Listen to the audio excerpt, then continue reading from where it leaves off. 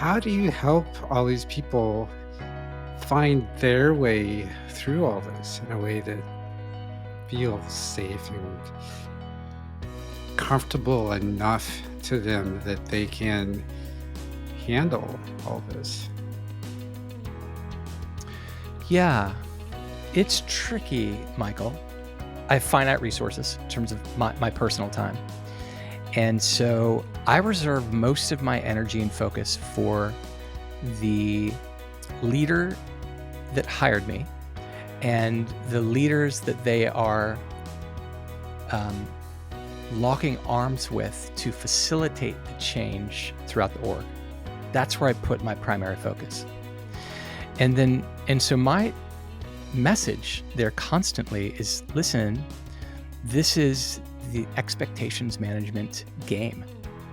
This is all about integrity. Actually use an acronym called PI.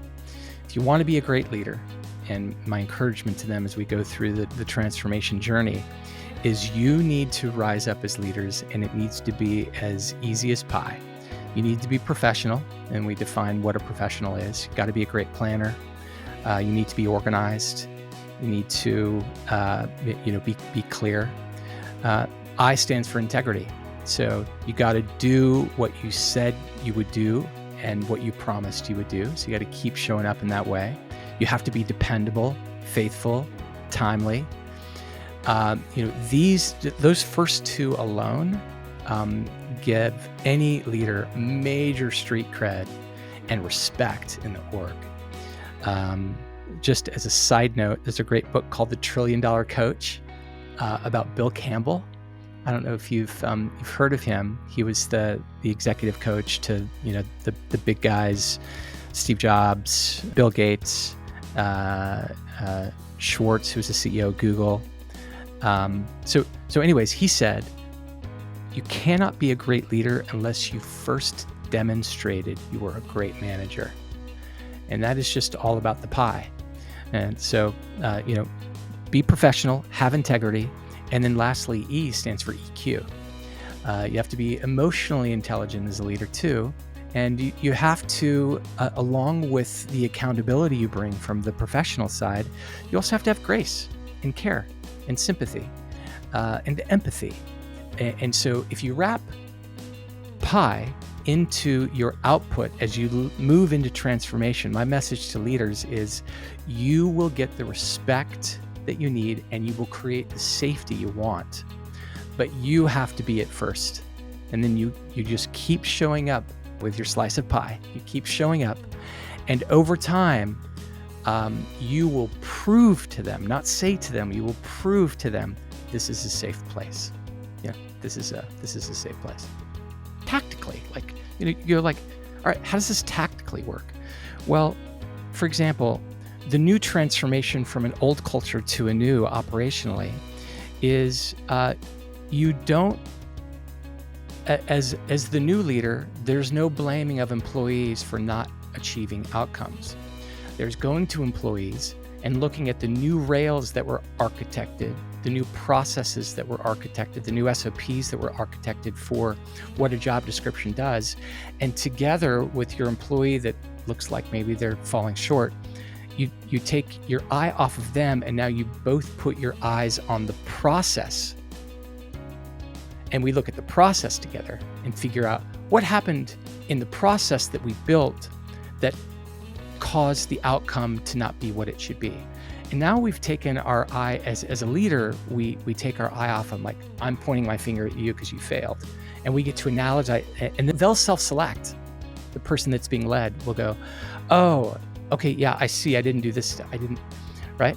And so there's an example of a tactical application of providing safety in a new culture where the old way was, you did a bad job, you're bad, and you redirect the tactic for a more safe approach. There's just like one tactic of many in terms of establishing safety. And when that doesn't work, where do you go from there? Yeah, well, give me context around what are you thinking didn't work in that scenario, and then I'll do my best to answer it. So you do all the things, you just Yeah. took us through, and the person you're working with or somewhere, all of the people under them still don't feel safe.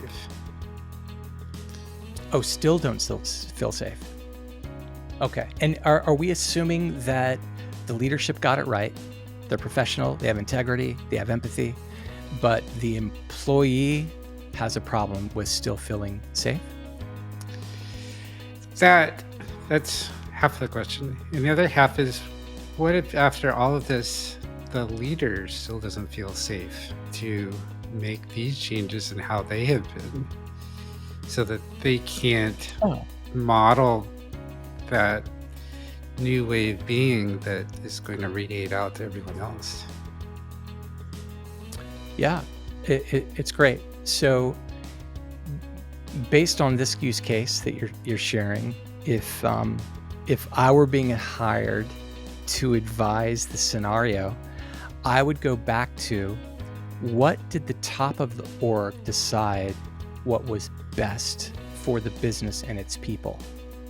And if the top of the org decided this is our new future because of all of the benefits it's going to give us, and they're finding that a leader is incapable of adopting the new, strategic components of what is, behavior that provides for a safe environment, and the business has done its part to set up that leader for success and give them every opportunity to transform, and they still won't, then I would advise the head, I think you perhaps are in a situation now where the leader that you used to have that was in the messy middle is not suited for your future. And so you're going to have to make a call. Are you going to permit that and hear the consequences of permitting, allowing the old way to try to coexist with the new? Or do you want to come up with perhaps a new plan to make sure that your goal for the new future of safety, let's call it, cultural safety, is upheld and established? Because, change is hard. I think your question is valid. There's going to be leaders that, irrespective of the business actually hitting a home run on setting everybody up for success, there's still going to be leaders that disagree, aren't capable, don't like it. All of these things are in bounds in terms of the kind of responses that might be given by leadership. I'm reminded when there are takeovers in organizations by CEOs, and they come in, and what do? They generally clean house, clean leadership house, because they understand, or at least a seasoned CEO that takes over understands, often change is so difficult for leaders that have already been in the old culture that to get them to transform into the new is nearly impossible.